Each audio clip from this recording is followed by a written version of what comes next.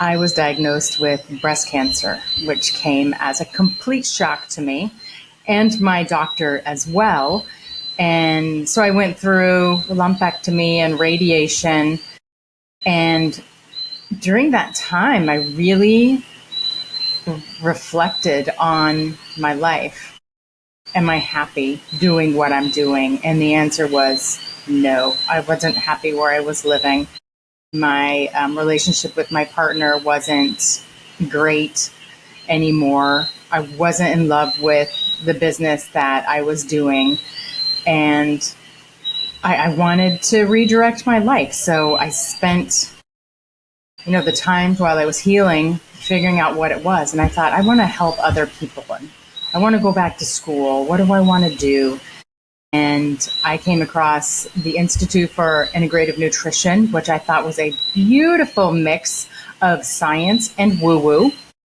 And that was right up my alley. So I enrolled, and it felt so good to do that.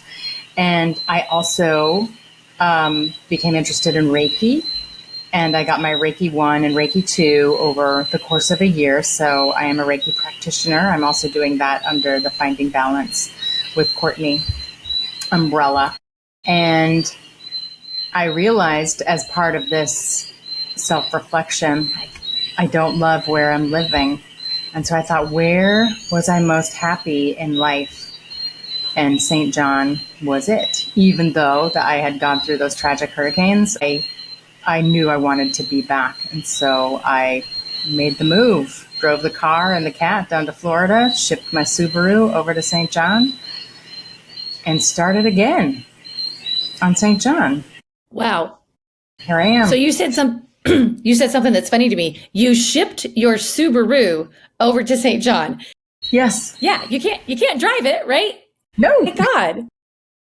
I didn't even think about that. I mean, it's so funny when I've been stateside, aside from vacations, I've been stateside my whole life.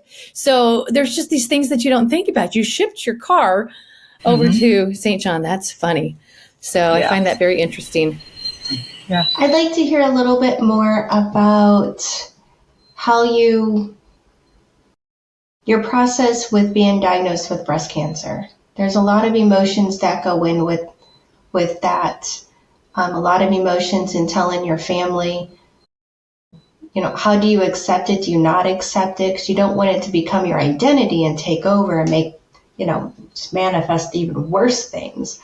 But, you want to keep it in its place and, seek harmony. So can you elaborate more on that part? Yeah. So the diagnosis, when I got it, was unbelievable. I questioned my doctor. Are you sure you have the right file? Are you sure? Triple check again, quadruple check again. And she said, yeah, I'm just as surprised as you are because I was a very healthy eater, very active. I appeared to be happy in life. And so getting that diagnosis, I remember I got it when I was at work and I finished my shift just kind of in a daze and just kind of went home and processed the information. And I thought, okay, people beat this all the time. And I'll figure out my next steps, which is what I did. I went the Western medicine route and I had the lumpectomy, which was going into surgery as an adult for me was terrifying. I was very worried I wasn't going to wake up. And then I had to just remind myself, okay, if I don't wake up, then that's what was meant to be. But of course I did wake up. And I remember in my days as they're wheeling me out of the emergency room, I said to the nurse, I woke up.